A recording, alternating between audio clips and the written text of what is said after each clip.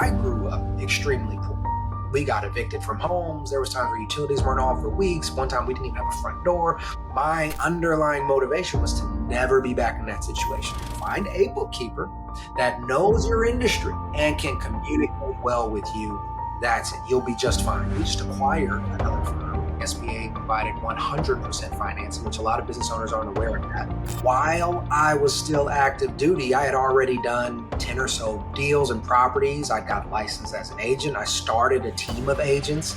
It started out with 2 of us. It grew to over 120 agents. If I spend $1, what am I getting in return? Is it worth it to me? If I know money inside and out, then I can make sure that every dollar is getting stretched. What's up, everybody? Welcome back to Diehard Entrepreneur Stories. I am your host, Devin Ramos, and today I have a dear friend of mine. He is a former Special Forces Green Beret-turned-CFO. He now owns G2 Business Solutions, which he has built from the ground up. We talk all things bookkeeping, accounting, and his recent acquisition of another accounting firm. Man, we go deep here. He tells a little bit of his story and how finance has really driven him to the point he is at now. If finance is your thing, which I know if you're an entrepreneur, finance is your thing, you need to check it out here. Without further ado, let's get into it with Mike. Mike, welcome to the show, man. What's going on, man? Happy to be here. So good to have you, man. I can't wait to have this conversation. It has been a minute since we've sat down and chatted a little. Yeah. Funny enough, and I'm just thinking about this. I did a podcast yesterday, and I was actually talking about you. I was telling some of my story, and I was sharing how I just have this image of showing up to the house that you're in the process of turning over and just thinking, what is he doing? And then a few years later or years later, looking back in hindsight and being like, man, this dude was so smart, just crushing it. I appreciate that, man. For those who don't know, me and Devin used to live together for a little bit. You were down there for a course, but yeah, we used to live together, man. It's crazy how time has gone by. Yeah, it sure is, man. But I'm grateful for you and the journey we've had together. And actually, even further than that, right? We should share. We had some time together in the Q course, and we had some pretty good times, funny times, not so funny times together for sure, dude. Oh man, it's been quite some time. Thinking back to it, because you know how it is. As you get older, friends start to dwindle down. You know what I mean? It's just the nature of getting older. Your friend group gets smaller and smaller. And I was telling my wife the other day, it's like I can think back to a couple of people that I know I can call right now and be like, hey, remember when? Or hey, what's going on? And you're one of those guys, man. And we've known each other now. If we really think about it, it's been, dude, over 10 years, man, easily. Yeah. Of course, was over 10 years ago. So it's just crazy how time is flying by and how so much has changed too. Seeing your life change, my life change, all within that time span. Yeah, man, it's so cool. I love, you talked about the changes and sort of both sides of the spectrum where we see, some things remain unchanged. Some of our similarities, I think, in like personality and stuff like that, how, we've taken it from Special Forces and gravitated towards business, and we think alike in similar ways. And then also the changes of how like life has grown. I know we've talked about things that we've learned in business. We'll talk more today and how it's changed our views on things as well. And man, I am excited. So Mike, as we get into it here, I'd love for you to tell a little bit of your origin story and, kind of like, the times we're talking about with the real estate and what really triggered you to go from Special Forces soldier, Green Beret, and everything that you're doing, the path that you were on to say, hey, I'm going to be exiting the military and then I'm going at it alone and I'm going to start building. Yeah, for sure, man. I think, the best entrepreneurs are the guys who are always trying to test new things. And that's always been me. I was like, oh, I'm going to do this. Then I got into college and I needed money. So I joined the military. And I was like, oh, I'm going to do this. And I kept doing that throughout the whole thing. But, as soon as I got into the military and then I found out about the VA loan, the blah, blah, blah, the BAH and all these other things, I was like, dude, I would be dumb not to take advantage of this. So one thing led to another. Used the VA loan to house hack, and then used it for a live-in flip and all these other things. But all of that kind of came from the inspiration of how can I do a side hustle that doesn't distract me from the business, that's somewhat passive, or I can do it over time and still get a benefit. And I looked into everything, man, and real estate was just one of those things that elevated to the top or continued to come to the top. So one thing led to another, and while I was still active duty, I had already done 10 or so deals and properties. I got licensed as an agent. I started a team of agents that started out with 2 of us. It grew to over 120 agents, right? And so all of this stuff was happening. And so then, I think as most people do in the military, it's kind of, that reenlistment comes up, and then he's like, well, should I stick with this or should I try this? Should I try my hand at? And because I had that belief system built in, because I've done it so many times, I decided to take that leap of faith and go out, as an entrepreneur and just test it on my own. My deciding thought at the time was, dude, if I could do all of this part-time, imagine what I can do if I put all my time into it. Right. So it was a gamble I took, and it turned out well in the end, or as of now, anyway. Yeah. Yeah. It proved to turn out well for sure. So, man, along the way, or I guess if you're anything like me, you probably had some sort of plan, some sort of strategy, and it's been shaped along the way. When you were looking at going at it alone, what was that plan? Like, me thinking about it, I'm getting fairly tactical here, but I'm thinking, okay, Mike's doing all these things on the side. He's got the military income. Is he just going to the things, dropping the military, going to the things that are on the side, or kind of walk me through how you navigated that? Yeah, 100%. I think I'm a cautious person, but I'm not afraid of risk. So my mindset at the time was replace my military income. If I can replace my military income, then there's no reason that I shouldn't go out and pursue something, And so at that time, right before I had left, I had actually built up my real estate portfolio enough that it substituted the majority of my majority of my military income. And then, there was an opportunity for a disability or something like that too, because I had several injuries. So I was like, okay, I can go out and I can live now because I'm house hacking. I got this rental income. I've got my agency income. I don't need that safety net of the military. And then for me, you've seen how I lived, man. At one point in time, like a box, like a futon or whatever. Yeah. I'm like, look, I'm willing to live bare bones and take all this extra money and invest it somewhere else. And that's always been my mindset.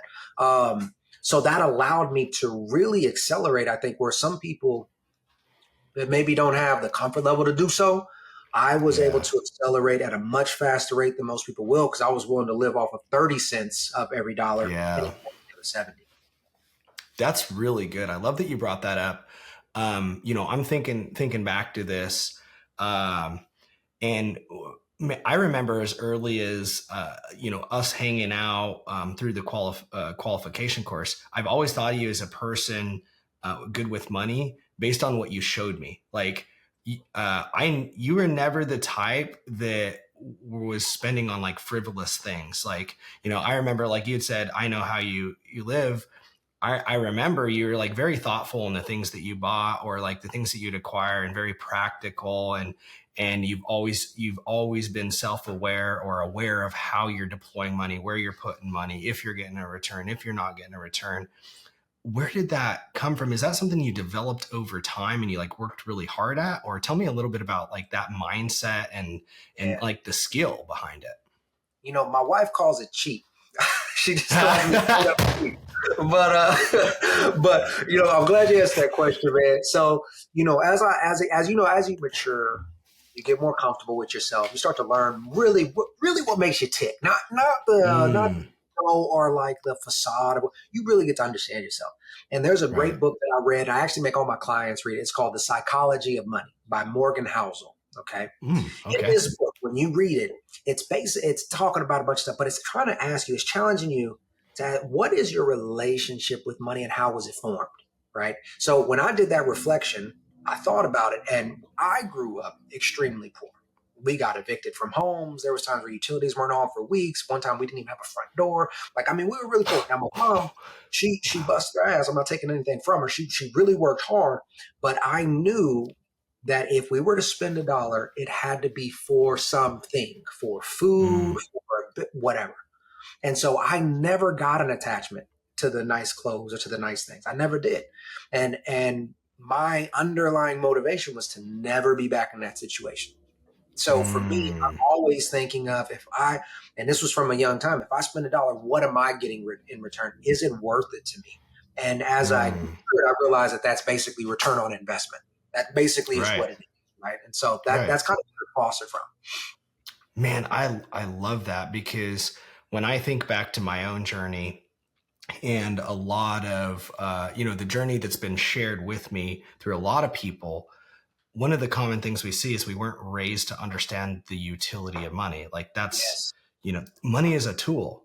And like, 100%. That's what you're telling me. Like you were taught, you were taught. Your mom didn't say, hey, Mike, money's a tool. She showed you that it had utility, and that's really all it had.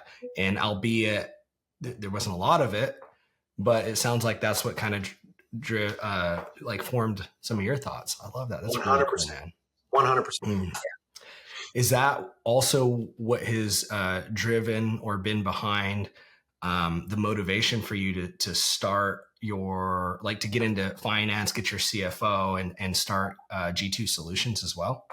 100%, man. So this is what I tell, because so I studied accounting in my undergraduate, then I joined the military. Okay. And then I went and got my MBA, and people were like, well, whoa, wait, what brought you back? And to me, I think it's funny how people in the world, they will spend thousands, if not more, dollars and hours of time on hobbies that they enjoy, but they won't spend time studying the one thing that can help fund that hobby, which is money. And so for me, if I know money inside and out, then I can make sure that every dollar is getting stretched. If I can figure out how to save money in taxes, if I can figure out how to be strategic over here, how investors work, how to buy businesses, well, then every dollar I get is about to be, just a force multiplier, right? Like the Green Beret.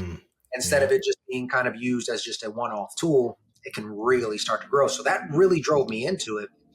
And then when I realized, I had an opportunity to be a CFO for a small private equity company. And that's when I realized, holy crap, there's not a lot of good quality accounting services out there that know how to communicate to business owners, that know how to show them, hey, look, let's keep it simple. Let's not worry about textbook stuff. Let's keep it simple, man. Move money here. This is the benefit. And I was like, I know I can do it better than 90% of them out there. And that's what kind of fueled this. I love that. So what, I know it's evolved over time. If maybe you talk a little bit about that, when you first started G2, what services did you offer? And then what services do you offer now? Yeah, great question. So I like to live in my strengths. So I started, because I was a CFO previously, I started doing fractional CFO services. So that's where I basically join an entrepreneur and I come in and give them CFO results and processes and systems, but they pay me as if it was like a retainer, like a consultant or like a bookkeeper, right? And so that's where we really lived. Over time, we realized that one of the biggest issues is that most entrepreneurs across the board, they don't have good quality bookkeeping. They can't read their financials. They can't understand their financials. So I was like, dude, I know we can do this better. So we started bookkeeping. From there, it kind of grew. And then with bookkeeping, people started raising their hand and saying, hey, look, I'm doing payroll. I don't know what's happening. I'm just paying somebody. I was like, okay, well, let's wrap in payroll. That's fine. We'll do that too. And then we just acquired another company, and this company had a full built out tax division. So now we Nice. also do taxes as well. The ultimate goal for us as G2 is to be that one-stop shop, basically an accountant office or finance Mm, department in a box, and we can just come and plug okay. in. Yeah. Man, I love that. I love that. And man, I think I see the necessity of it big time. I also see how it's kind of come together, and it seems like you're in a place that you've been called to be. And I'm sure that that must be really fulfilling. Well, yeah, 100%, man. And we might talk about this a little bit more, but just like you said, everything molds over time, and definitely, if you asked 20-year-old me where I would be right now, it wasn't here. It would have been completely different. So it's crazy how things work, man. But this I, definitely feels right. Yeah. For this chapter I, anyway. Yeah. Oh, I love how you said that. Yeah, because that's so true. I love how you said that because more recently I've been focused on like being where my feet are planted. And Yes. Yeah. like, I've been thinking more so like these thoughts of like, I love where this is at for now. I don't know Yeah. if it's going to be For now. forever. Yeah. Like for now. And that gives me, it gives me a lot of peace, and it makes me enjoy it a lot more. And so though I am forward thinking and forward moving, I'm just like I've been able to enjoy things more for now, like even this simple things like my living situation. Like I'm not like, oh man, like I have a huge vision for everything, but I'm not like, oh, I can't wait till I can build my dream home and do this and do that and I'm like, I don't know, maybe someday like I'll be in a different place or like I don't know, but like for now, like I love where we're at. I say that because recently we bought a new house. I love where we're at, and I love our property, and like I'm enjoying spending time working on it, and like yeah, and it's just this like this idea of like for now, like Yeah. it's Yeah. great. I think that was one of the biggest kind of aha moments for me, man. People like us, I know you do this too. We put so much pressure on ourselves to be, we can call it perfect, whatever you want to call it, but we put so much pressure on ourselves. And personally, I realized that was to my detriment. So to Mm, your your words there, like I look at life as a book, and we're playing in chapters, baby. I may not be here dude, I forever, love but it. I'm gonna play the hell out of this chapter, and then we're gonna move on to the next. Oh, I love that. Man, that's so good. And I love how you mentioned you kind of gave me a little bit of what's the word I'm looking for, like reassurance that I wasn't crazy. I feel like bookkeeping is the problem I've never like had a final solution for. Yes. Dude, and everything I've done, man, I swear, for our cleaning company, I actually nailed it the first time. I found an amazing bookkeeper, though I think she took on a little bit more than she expected and she didn't charge enough. And so rightfully so, at the end of the year, she looked at me and she's like, hey, like Devin, you're not my avatar. I really appreciate this. I learned a lot, but like I want to go do this thing for, more like solopreneurs. And I was like, yeah, I got you. But then after that, and this was in my cleaning company specifically, bad bookkeeper, bad bookkeeper, bad bookkeeper. And like I kept, part of it was me for sure, because I kept pushing off like, hey, this is not the most important thing. Like there are other things that are more important. This is a band-aid. This is good enough. And I didn't want to take the time to understand it. And that's great. Some people are like that and they're good. But for me, if I can understand things, I can work through them. And so it was kind of like this monkey I had on my back that I was never shaken off. And now I've fixed that because we've taken it somewhat in house. Nice. But man, it is so painful. And it's like, how the heck can you freaking drive the vehicle if you can't see through the windshield? And that's like, things were so good for us Yeah. that like I knew they were good, but I didn't like, I knew like we were like, basically it's like this, dude. I knew that we were not in the black, so we Mm-hmm. were good, but I didn't know anything else after that. So I just kept moving forward. Here's the problem: that did not work with my real estate company. And Yeah. so Yeah. very quickly in the real estate company, I was like, oh my gosh. And haven't fully solved that problem yet right now. But man, that resonated with me when you said like the whole bookkeeper thing. And I think you'll enjoy this. I think it's next week. You'll have to check it out and let me know what you think.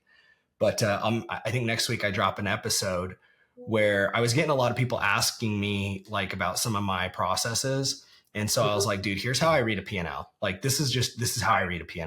Nice. And so I broke down my process on like, you know, without getting into the weeds. I probably still get into the weeds a little bit, but basically I look for this.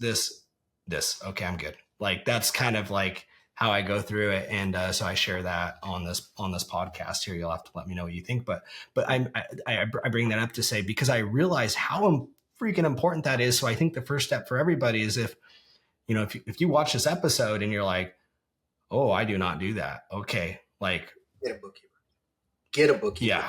I'm so glad you said that too, because I mean, I've worked with hundreds of different companies and different clients. All of them boils down to bookkeeping. Because think about this. We can't even do taxes without bookkeeping. We can't do strategies without bookkeeping. Yeah. When I ask a client, all right, well, what's your profit for the year? They're like, I don't know, dude. Oh. So you're out here busting your butt, but you don't know how much you made, and more importantly, how much you've kept. Oh, that's an issue. So you're exactly right. Bookkeeping. And it's so funny that you had said, what'd you say? You said, how are you supposed to drive when you can't look through the windshield? So literally in one of my talks or my presentations that I go around and speak about, literally, I said, we don't have clarity. And I show a picture of a car where it's raining and you can't see out the windshield. I love it, dude. How are you supposed to drive it? So I think we're right in sync with that, man. And I tell everybody on this podcast, I don't care who you go to, find a bookkeeper that knows your industry and can communicate well with you. That's it. You'll be just fine. You don't need to go to the most expensive or whatever. Yeah.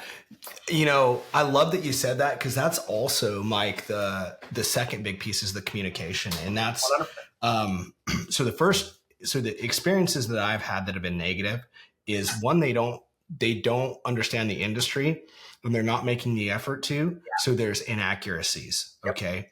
The second thing is there's inaccuracies and they're not doing anything about it. They're saying, oh, well, this is okay because it'll balance out. I'll give you an example right now. Okay. I'm looking at my cost of goods sold on a flip I sold, and it says that we had $22,000 in interest charges. And I'm looking at our internal document that says there was actually 7,900 charges in interest. And they're saying, oh, well, it's okay. It buffs out because it balances out, because ultimately you lost 25,000 on this flip. And it says you lost 25,000 on this flip. And I'm like, until I get audited. Yeah. Like, it matters. Like, you can't just pencil things in. Like, this is not something that I want to be okay with. Right. Yeah. And also, so it's a matter. How are you going to be able to change your strategies in your business if you don't know? Exactly. If I'm thinking I spent $22,000 in interest charges on a property that I didn't, so that's an extra, then actuals, it was like an extra $11,000 at the end of the year. When I look at total interest and I think that I paid $11,000 more in interest than I actually did, that also influences some things. And so, like, you shouldn't be okay with an inaccuracy. And then the third thing that I saw, Mike, that I know that you're like, this one is the communication. Yeah. Like, that's how, even if you understand an industry, there are certain things, and I know that I'd love for you to talk a little bit about AI, but there are certain things that are repetitive that if you take a minute to just communicate, like, they're going to happen over and over again. So you can set rules, you can do things that like just make it so easy and it's not a problem. But when you don't have those three things, which you see are like problems every month, same problems every month, books are a mess, you're constantly getting charged to clean up your books. Then you got to go back and clean them up. And then you go to somebody else and they say, we have to undo everything and clean it up because we don't know what the previous person did. And it's just, man, it's such a nightmare. I know you've seen this over and over again. And, so communicate, you're 100% right. This is why we decided to do bookkeeping, because I was very specific with how I wanted my books done. So I hired an in-house bookkeeper, and they were working with my other companies. Then I started G2. They're working here. And I said, hey, how do you feel about doing other companies? Sure. I was like, we're going to follow our process. Cool. Boom, boom, boom. Now we got a whole team of bookkeepers, right? But Oh, I love when you it. talk about communication, I had hired a personal communications coach because at Oh, some love it. point I realized everything we do falls into communication. Uh, Mm, the way I speak to my wife, mm, sales, the way that we yep. motivate or inspire our team members, the way that Mm, we keep our clients, everything just boils down to communication. And when you look at the people who can raise capital, the people who can inspire people to join, salespeople, they're all good at communication. that's So so when true. I hired one personally for me. I had Mm, to come and teach my team a little bit too. But we go above and beyond. So with our bookkeeping, our account manager will send out a video every month with the reports, with him just talking through the reports. Hey, look, oh, that's amazing. this is what the balance sheet Yeah. said, right? When we have the uncategorized transactions or ask my client transactions, if the client's not answering, guess what? We're going to get on a call and we're going to spend 20 minutes together. Yeah. I'm just going to ask you, right? Just the Yeah. little things, man. The little things Hmm. go a long way. I love that too, because here's what I really love about that, Mike, because that right there shows your attitude. Um, and I understand this, for the bookkeepers out there, accountant owners and accountants out there, there is a responsibility on the owner or the owner team to get you what you need, right? And so I have heard before it said about other people and other companies, and I've had a comment to our company before about, well, you guys got to get us documents. We need stuff. Well, yes, we completely understand that. But when you say, hey, you send us a one-off transaction, what's this? You send us a one-off transaction, what's that? You send us a one-off transaction, what's that? And you don't get any responses. One, why are you communicating it that way? It's super unorganized. You're just shooting Right. stuff out there. Two, yeah, you're right. You could sit there and sit on your hands and say, well, we're waiting for documents. You're not getting them back. Or you could be a little more proactive, like you said, and say, hey, let's get on a call and let's talk through these. Would that be easiest? Like, and that's next level, dude. And I'm sure that's, that mindset is why you're, thriving. I'm sure, dude. And this goes back to you and I both. I know you've always had this, but the idea of extreme ownership. Dude, Yeah. I fucked up. I made the mistake. I should be doing this. I can do this. You know what? When I reflect, and I have my entire team do it, when we reflect, what could we have done better to move the needle forward? And if it's something as simple as, dude, we could have just called them. Yeah. Pick up the phone. You know what I mean? Yeah. So, but yeah, I know that's something that you were big on too, because we've had conversations about this in the past as well. Dude, that happened this morning. So I love that you brought that up. So this is the first podcast I've ever been late to. And that's why I called you. I was like, God, dude, I got to call Mike. And I had a decision to make an excuse or just tell Mike, dude, I'm late. Like, dude, I was just late. Like, lost track of time. There were some stuff that happened with my truck after that. But before that, and like, no, you're right. And here's why I say that, dude. I'm not trying to like build this into something that's not, but it's practiced. It's more natural and more comfortable for me to do that now because I've been trying to do it for a period of time over and over and over and over again. And that's the pursuit of like becoming better. Mm-hmm. And what you end up getting from that is a better result, better quality of life, as far as I'm concerned. For So, sure. Because your anxiety is probably a hell of a lot less now when you don't have to worry about BS excuses. Yeah, exactly. Like, look, dude, I just messed up. Either you're going to hate me or you're not, and you can just move on. Yeah, exactly. Right. Exactly. And the cool thing is I have zero control over what you think of me, but I have all the control over how I respond and what I do with it. Right. And so, that's kind of where I live on that, man. Mike, I know that you've, over a period of time, you guys have grown a lot. It sounds like you've grown a lot too. And what you're saying from the beginning of G2 to where you're at now, what have been some of your, like your greatest challenges, either specific to like, accounting and finance or maybe just in general, some of the challenges that you've had, growing from, not having as big of a team to like having as big of a team, you know, not having to interface with as many clients to interfacing with a lot of clients, changing types of clients. You know, you were working with a private equity firm, and I know you're doing more like one-on-one type stuff, to now your whole business is doing a lot of stuff for a lot of people. What have been some of those really big challenges that kind of stick out to you? Dude, I feel like in every business there's nonstop challenges, right? But okay, the biggest one, and we actually just talked about this right before we started recording, is people. Is just honestly people, and that goes to, so you know, when you bring on individuals, you do everything, and I've refined my hiring process over the years and years, but you go through a hiring process, then a training process. Sometimes they don't pan out. Sometimes they're you know, they sell themselves really good and they're not quality. Sometimes they're really good for a long time and then something happens and you got to let them go. Then on the client side, like we just acquired another firm, and when it was original clients that we originated, we get to screen them and train them how to do this. But when you acquire new clients, they're used to something else, and then trying to get them to adapt to the workforce that we acquired to adapt. People has been the biggest struggle across the board, and it's a lot easier when it's just you and maybe a VA or two.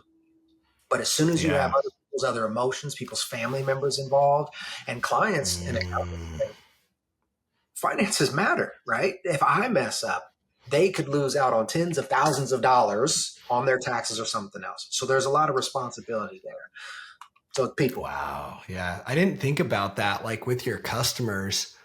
And I don't know, you know, what you could compare this to, or that you should compare it to anything. But my thought is, I'm thinking about this and I'm like, man, the highest stress moments that I experience, or historically have experienced, because I'm working on this right now, and that I see other entrepreneurs experience, all revolve around finance. Like that tends to be when tensions are highest. Like we're losing money. Like, you know, partnerships that have a falling out, usually it has to do around like money, like, and I'm not talking like overtly, like I'm saying the root cause, like, hey, maybe you have a difference in this strategy and this strategy, and you just can't reconcile those. Okay. But money is the actual problem. It's because you're not making money and one of you's not satisfied, or, you know, whatever, like money's the root cause. And so, man, I'm just thinking about that. Yeah. I'm sure it gets pretty tense with clients sometimes.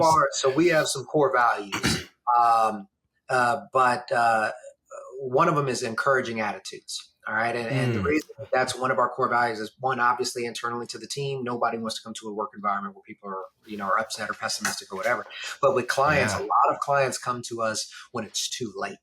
We have clients who come to us when they're like, hey, my company is facing a $10 million lawsuit, or, hey, I've been producing 8 or 10 million in revenue, but I'm losing money every year. And so when they come, that's a huge weight on their shoulders.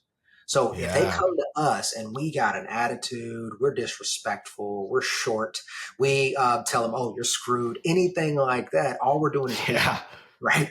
So we always have to keep an encouraging attitude, which leads them to lead with value. So for us, that means, look, if we're not the right fit, we're gonna have integrity. We're gonna tell you no, but we're also gonna point you in the right direction of somebody who might be a better fit for you, right? Because you're coming to us, we got to do it somehow. Yeah, absolutely. Oh man, I love that. Dang. Well, Mike, surely there's been some changes from the start of G2 until now, but I'm especially thinking about like the last 2 years. You know, AI has been a thing for a while, but the last 2 years, how AI has become more, we'll say, common. I think that's the best word for it. Like it's like people are more aware, right? Have you guys been using AI in within everything that you're doing, or what, you know, if you could kind of break down a little bit of, you know, like generally how it's impacted your business and like where it's been the most helpful? 100%. So, AI is crazy. So, and I'm sure there's people who listen to this that are far more advanced in AI than I am. I'm not going to say I'm an AI expert, but this is what we've been saying. So obviously on the marketing and lead generation side, AI, as far as a automated response mechanism to clients, where we can upload, Yeah. even if we upload like a frequently asked questions or a directive, that has helped out a lot because it saves a lot of man hours for response time. Mm-hmm. We're also a big believer in speed to lead. So if we can respond Mm-hmm. in 2 seconds with AI, we're going to do that and then get somebody on the team to respond later. So that's really helpful. But on the accounting side, there's been, you may or may not be aware of this. Accounting graduates have decreased significantly over the past 5 years. And it's because the corporate America of public accounting is not attractive anymore. It's not, the salaries aren't increasing. The workload is a super massive. It's very strict. And so it's really been decreasing. And there's conversation saying that AI will soon replace accountants. Now, here's the beautiful thing. For those who don't know of an AI system called Notebook, which is from Google, what Notebook does, it's kind of like a closed server where it allows you to upload documents and it will scan and research all the documents. So when we think about tax publications, people can sit there and load up whatever publications they need and ask the question there, right? Wow. So Okay. it gets, and that's a little trade secret, right? I don't care. But here's the thing. It's reading and directing from that publication. So if you don't understand the vernacular or the terminology anyway, it's not going to help you. You know what I mean? Or, and this is what the IRS loves to do. There is no one big book for the IRS. There isn't. There's a bunch of different publications. And so sometimes they'll say, hey, reference this publication. Now you got to research it. I gotta plug it in. And so for the person who has the time to do that, okay, maybe. But for the tax industry, I think it might just make things a lot more efficient so we can get things done faster. But I still think most clients are like, dude, I don't care about that. Just make me my money. You know what I mean? And move on from there. But it's a lot of changes. Yeah, 100%. Like, we were talking about a little bit with the bookkeeper earlier.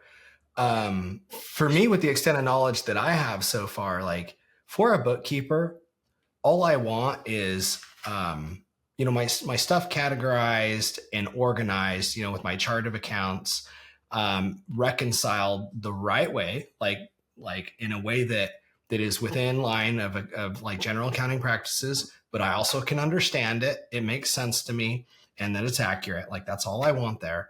And then for my accountant, I just want them to look over it and be the extra, like, yeah, this looks right. Like, I'm not saying I couldn't benefit from a CFO. I for sure can, but I'm not dealing with stuff at this point that I feel that I really need like somebody on that finance side to help me understand. Like, analysis tends to be sort of my like stronger suit, right?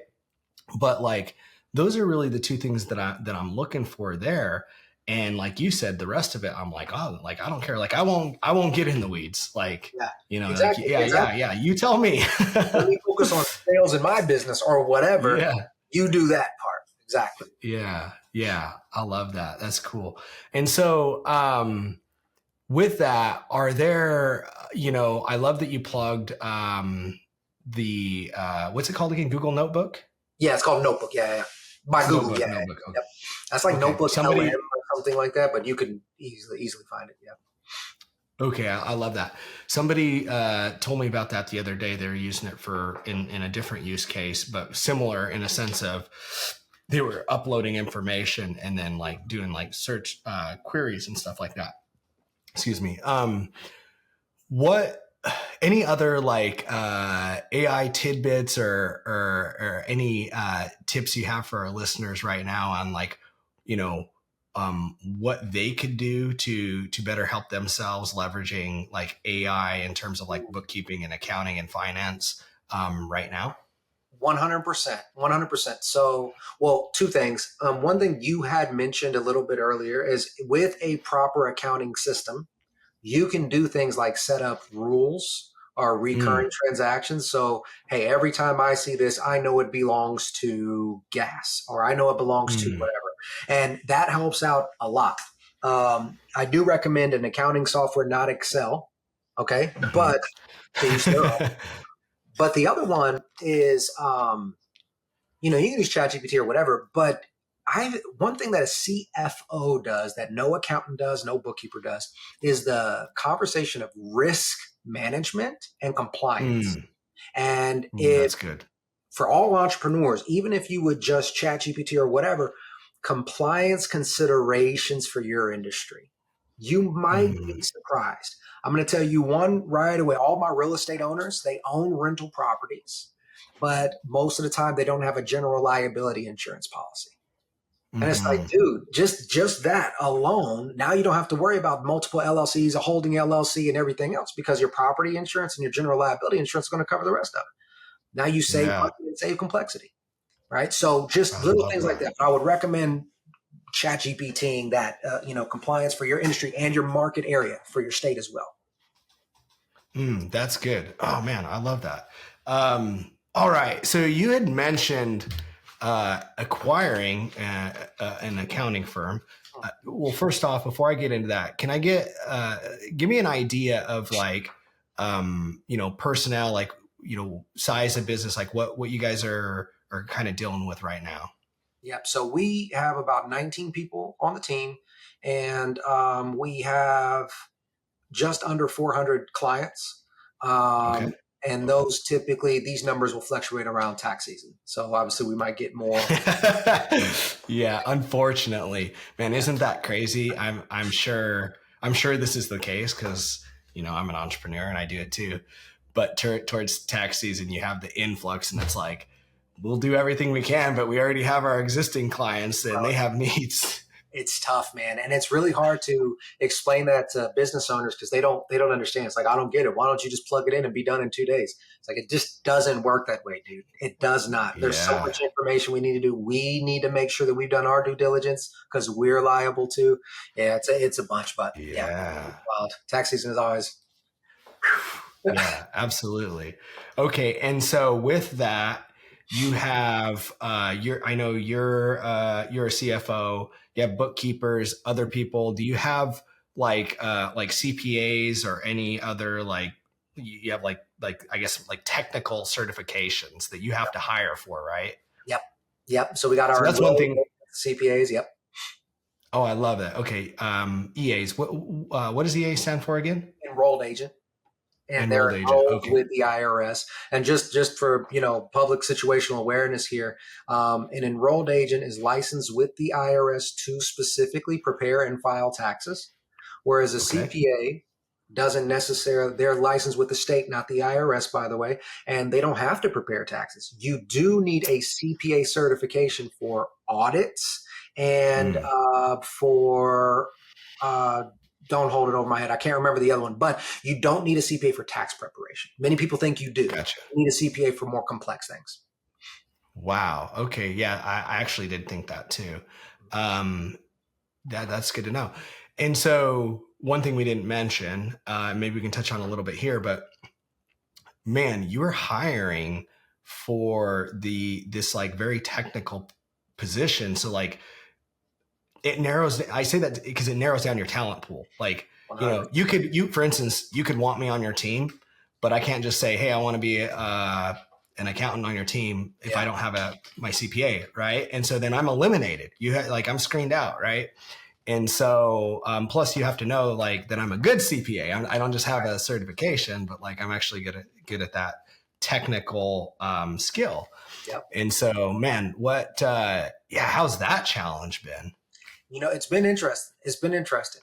But one thing that we try to do is, so we really understand what the requirements are for certifications, what can and can't be done with or without a certification. So what we've really worked on is try to build the processes and the systems where people who aren't licensed, they can still do a lot of the work, whether that's organizing the documents, maybe even data entry, right? All these other things. That way the licensed individuals are reviewing and signing off or something like that. Right. So it's meant to kind of shift the workload. It does. And, in reality, as everybody who owns a business is aware, that creates a bottleneck though. And now when we talk about our, what is our succession plan? That's where it really gets challenging. Cause like, dude, if we lose one, like it's hard to find one. So it's like, bro, I got to go back to the drawing board. It might take me 6 months to find another one type of thing. Yeah. Wow. Oh yeah. Cause, yeah, it's a longer process, I imagine, for sure. And the other piece, I know. the last little piece is that, if everything was virtual, it's okay because it opens up your talent pool. But like you have a Yeah. cleaning business, it's in person. So now the talent pool is Yeah. shrunken significantly because we're only in our local market. So that's the other piece to it. Yeah. Yeah, absolutely. Man, that's tough for sure. Um, so yeah, let's talk a little bit about the acquisition, which I think is really neat, by the way. So talk me through a little bit of the background, like why you chose to acquire this firm, really like the benefits and some of the struggles, and tell me a little bit about of the story behind it, if you would. 100%. Um, so, as I matured, I guess, in my investment understanding, when we think about all the biggest names out there, right, there are very few that have built something from the ground to massive wealth, right? The Elon Musks, your Jeff Bezos, right? Very, very few. The majority of the ultra wealthy have acquired their way through there. They've acquired businesses, they've done private equity or whatever the case is, angel investing. So I've been doing a lot of study and I've been helping other clients buy and sell other businesses too. And I made up a decision a few years ago that, as I settled in and we really got this going, I was going to hit certain financial benchmarks. And then at that point in time, when we're looking to scale, it would be through acquisition. So as we were Okay. looking around, there was a couple different options. Originally, I looked for a virtual acquisition, just a 100% virtual company. The upside to that is the integration could almost look seamless from the back end because clients are, they're used to, maybe they'll get on a Zoom, otherwise they're used to email. The difficulty is if it's all virtual team, I can't reach out and touch them to control the transition process on the team side, not so much on the client. This opportunity popped up. It was local. It was real quiet. They were looking to do something. It came with the building. So I was able to use an SBA loan. Nice. Because I was in operations for over 2 years, the SBA provided 100% financing, which a lot of business owners aren't aware of that. So 100% Wow. financing. Not only did we get the building, we got the local clientele and we got a work staff with it. So for me, it was like, okay, there's a lot of good things here. Plus, everything they did here was antiquated. Everything was by paper. So now, huge room for improvement of efficiency, and efficiency equals profits, right? So the better we can get there, the more profitable we'll be. However, I will say this: I underestimated the workload to get this company from paper to digital. It has been Did you? I thought it would take us 6 months. We've made a lot of progress, but we're not done yet. So Wow. And when did this acquisition happen? How long ago? 7 months. 7 months. 7 months ago. Okay. Awesome, man. Wow. Wow. So you shared one thing that was sort of unexpected, which was that transition there. Was there anything else that sort of surprised you on like how hard it was, or maybe you like misjudge for the part, through the acquisition? Yeah. Sometimes we have these rose colored glasses. And in my mind, when you make things more efficient, it's faster and everybody would be happy. Right. At least that was, and I know it's not reality, but that's what you hope for. Right. And what I didn't expect was the challenge from both sides. So some of the legacy clients are the clients that we acquired. They're a little bit old school. They don't like, some of them don't even have an email. It's like, no, I want to come in. Oh, I want wow. to do those things. So there's a lot of pushback there. But we also got pushback from some of the existing staff where they're like, hey, look, this is cool, but I need more time to learn all this new technology. And so it's like, dude, I got hit from both sides. So I wasn't that to the degree. And like I said, we were working through it. It's fine. But that caused a lot more of that delay when I was like, 6 months, we should be good. That definitely contributed to that. Right. Oh, man. Oh, man, that sounds exciting. Well, Mike, as we start to sort of wind down here, What, we talked about, being where your feet are and being in the here and now. With that being said, I know you're always looking forward and you can see what's on the horizon. Where are you guys headed? What's like the next big thing for you? Tell us a little bit about that. Yeah. The vision for G2 is to be the premier real estate accounting firm in the US. We want to be top notch where we're that when real estate agents or investors or property managers or flippers or whoever, when they need something, they come to us. So that's where we're headed. We don't have a timeline on it, but what it's going to look like is the next acquisition is probably going to be happening in 2027. Right? We're probably going to go for acquisition in 2027. Right now, I'm trying to be where my feet are because I have my first child being born in about 2 weeks. So oh my gosh! So well, early congrats. That's exciting. Appreciate it. Thank you. That'll be a whole new challenge, but we'll deal with that when it gets here. Oh, dude, is it a boy or a girl? It's gonna be a boy. Do you know? A boy, my man, Mike Jr. Mike Jr. Mike Jr. That's right. That's right. Yeah. He'll be the third. That's right. You gonna teach him how to get a house for $1 down? Man, I'm so excited. Teach him how to shoot. I'm gonna teach him how to hustle. I'm gonna teach him all that good stuff. Dude, I love it. That's so exciting. Cool, man. Yeah, I love it. The premier real estate accounting firm. That's good, man. I love that. Such a cool vision. Well, Mike, if you would share with our audience, where they can contact you if they're interested in bookkeeping, accounting, where they can connect with G2 and all of that. Absolutely. So you guys can definitely reach out to us at g2businesssolutions.com. It is business solutions. So there's 3 S's in the middle there. Or you guys can call or text us at 910-241-0445, and we'll set up a call with you from there. Awesome. I love it. All right, folks. Well, you heard it right there. Make sure you check that out. Mike, man, it has been a pleasure. Thank you so much for, sharing a little bit of your journey with us all. Absolutely, man. Thanks for having me. Yeah, of course. All right, y'all. Until next time, peace.